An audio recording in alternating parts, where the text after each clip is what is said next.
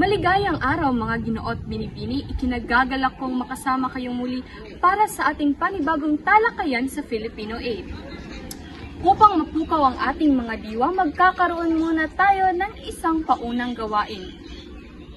Bibigyan ko kayo ng 5 segundo upang punan ang bawat patlang ng wastong salita sa bawat pangungusap.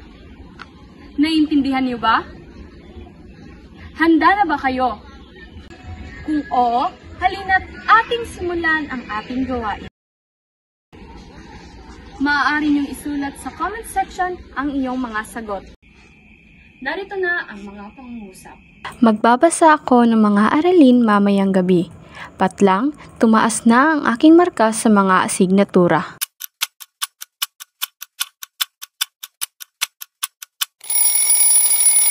Pupunta ako sa salo-salo. Patlang, maagang matapos ang aming klase.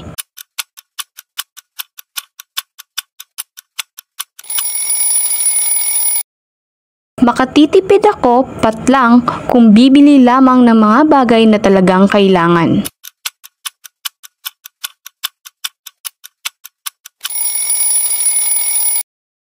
Bibili ako ng bagong sapatos, patlang, nakuha ko na ang una kong sweldo.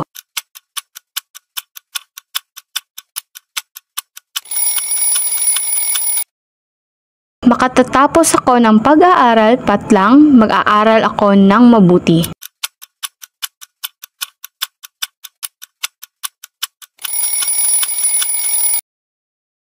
Tapos na ba ang lahat? Kung ganon ay narito ang mga kasagutan. Sino ang nakakuha ng mataas na puntos? Kung meron man, maaari niyo ba itong kunan ng litrato at ilagay sa comment section. Ngayon naman ay magkakaroon tayo ng gawain. Ang gawain ito ay tatawagin nating pakinggan nyo, hulaan nyo. Sa gawain ito ay maipaparinig ako ng 3 linya o dialogo galing sa mga sikat na palabas sa ating bansa. Huhulaan nyo kung sino ang mga karakter na nagsabi nito at kung ano ang pamagat ng palabas na ito. Naiintindihan ba? Mabuti! Maaari nyo i-comment sa baba o isulat sa papel ang inyong sagot. Bibigyan ko lamang kayo ng 5 segundo para magsagot.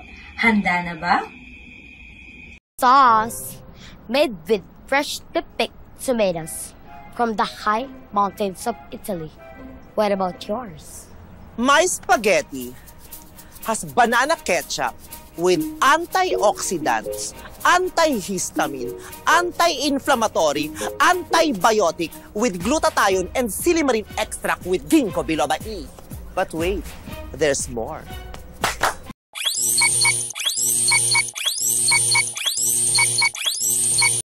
So hindi ako enough para baguhin ang isip mo? Sabi mo nun, kung hanggang saan lang yung kayang ibigay ng panahon, di ba? So lahat ng ginagawa ko para maling ka. Lahat ng binibigay ko is not enough to make you stay. So lahat na itong ginawa mo yan para pilitin akong piliin ka? I give you all the love that I have because I love you. Kung mahal mo ako, bakit pinapapili mo ako? Kung mahal mo ako, bakit hindi ako ang piliin mo, Joy? Ethan, ngayon ko lang pipiliin yung sarili ko. Kailangan ko subukan. I just want you to give me the chance. Babalik din naman ako eh.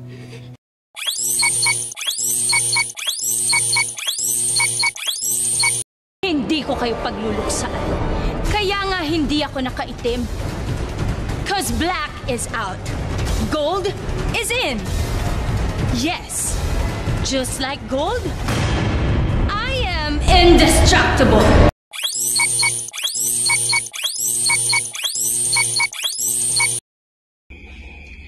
Ngayon ay tapos na ang ating gawain. Nakuha niyo ba lahat ng tamang sagot? Magaling! Sa mga hindi naman nakakuha ng lahat ng tamang sagot, huwag kayong malungkot dahil may isa pa tayong gawain upang maging handa kayo sa ating panibagong aralin. Para sa ating panibagong gawain, gagamit tayo ng isang website na tinatawag na Jeopardy! Ang gagawin niyo ay punan ng kulang na nawawalang salita o liriko sa mga kantang ipaparinig ko. Naintindihan ba? Mabuti! Maaari niyong i-comment sa baba o isulat sa papel ang inyong sagot. Bibigyan ko lamang kayo ng 5 segundo para magsagot. Handa na ba? Ang unang kanta ay Pari Ko na Eraserheads. Handa ka na bang sumabay? Parinig na ang iyong kanta.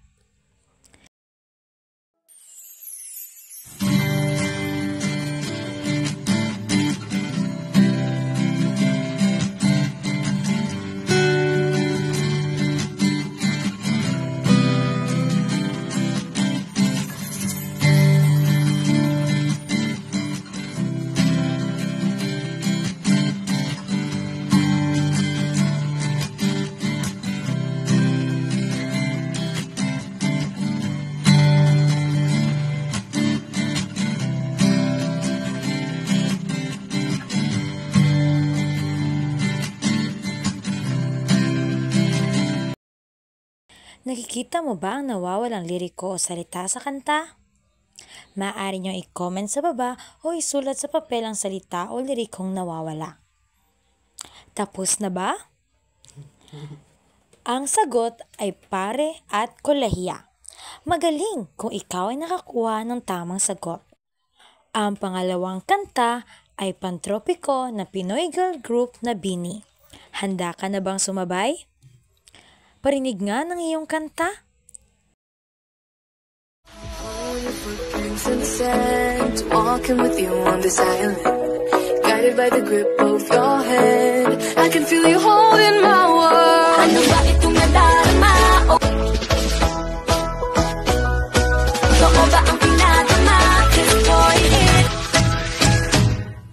Mga darama sa masaya, magmula nang nakita ka. Nakikita mo ba ang nawawalang liriko o salita sa kanta? Maaari nyo comment sa baba o isulat sa papel ang salita o lirikong nawala. Tapos na ba? Ang sagot ay shocks at feels.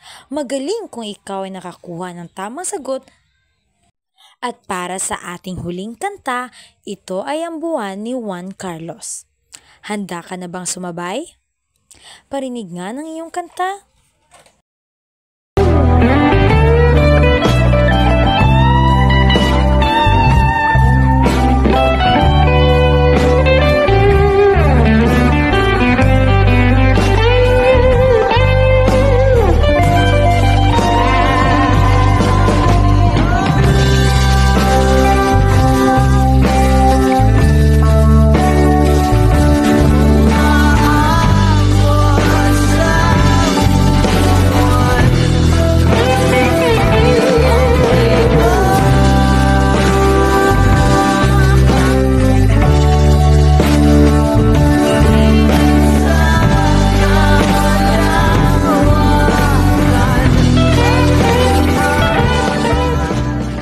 Nakikita mo ba ang nawawalang liriko o salita sa kanta?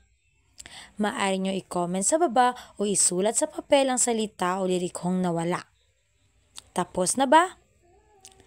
Ang sagot ay ganda at puso. Magaling at nakuha nyo ang mga tamang sagot sa ating gawain. Ngayon, maideya na ba kayo kung ano ang ating panibagong aralin? Upang mas malinawan ang inyong kaalaman tungkol sa aralin natin ngayon, ang magkakaroon tayo ng isang papyaw tungkol sa mga konsepto nito.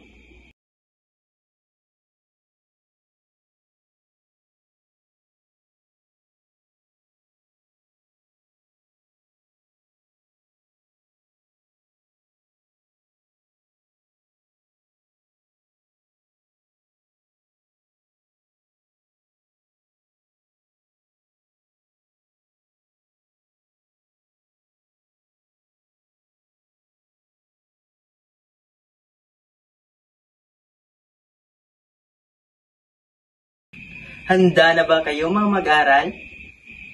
Kung handa na, halina't ating sagutin ang mga inihandang katanungan. Para sa unang katanungan, ano ang mga informal na salita? Tama, ito ang balbal, kolokyal, at banyaga. Para naman sa pangalawang katanungan, nagagamit o nakapagsalita ka na ba ng mga informal na salita sa pakipag-usap mo sa iba? Kung oo, magaling! Para naman sa pangatlong katanungan, paano nakatutulong ang tamang paggamit ng informal na salita sa mas mabisang pakikipagkomunikasyon? Ang iyong mga sagot ay maaaring isulat sa ating comment section. Ngayon naman, upang mas tumatak sa inyong maisipan ang kaalaman patungkol sa aralin natin ngayong araw, mayroon akong inihanda mga katanungan. Inyo itong sasagutan at inyong masagot ay pakisulat lamang sa ating comment section.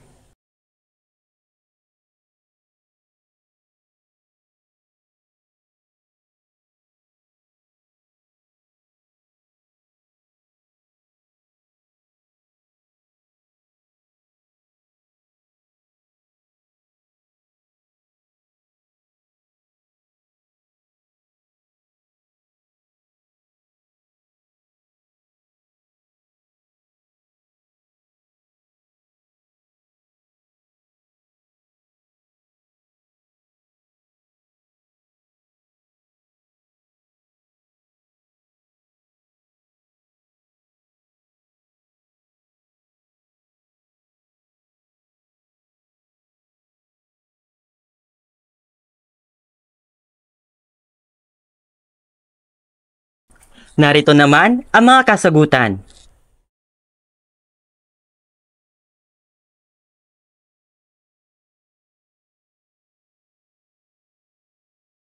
Gamit ang mga impormasyong iyong natutuhan sa ating talakayan, ay magkakaroon tayo ng isang gawain.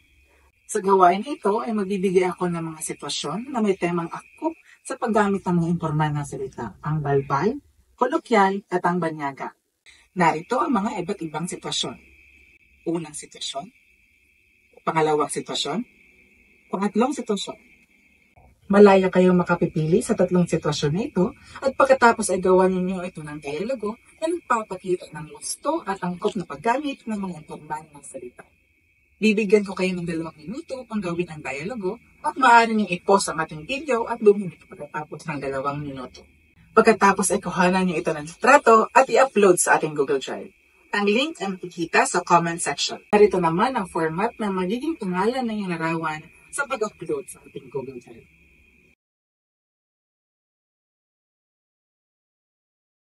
Maraming salamat sa inyong pagbabalik. Naway nagamit ninyo ng wasto at angkop ang mga informal na salita. Ngayon naman susukatin ko inyong mga kaalaman kung may natutuhan ba talaga kayo sa ating talakayan. Ngayon magkakaroon kayo ng pagtatay at bilang refleksyon na rin sa mga guro upang malaman kung saan papitan ng ating talakayan ang mas payayabungin pa. Sa pagtatay na ito ay gagamit tayo ng vocate o alineation na kung saan tampok nito ang 4 na mga karakter, isang guro at 3 mga turista o mga mag-aaral na gagamit ng iba't ibang informal na wika. Ang gagawin ninyo ay analisa ang animated video at tukuhin kung anong informal na salita at uri ang ginamit. Sagutin ninyo ito sa isang Google Forms na ang link ay nasa comment section. Ngayon magsisimula na ang ating pagtataya. Narito ang video. Bro, grabe! Ang saya ng tech ngayon. Hindi ba? Parang lahat na lang may gadget na. Kailan mo lang ng data, tapos boom! Instant info. Anong uri ng salita kaya ang ginagamit ni Elmer? Oo nga, ang galing talaga ng technology, no? Para sa online classes, mas napapadali, di ba? Kaya natin mag-aral kahit na nasa bahay lamang tayo. Napapansin niyo ba kung alin sa mga salita ang salitang kolokyal? Isulat ang mga ito. Indeed, technology plays a crucial role in our daily lives. It enhances communication and provides easy access to information, which is essential in today's fast-paced world. Sa pag-uusap na ito, anong uri ng informal na salita ang ginagamit dito? Siguraduhin na kasaglit na ay yung mga sagot dahil iwawas na ito.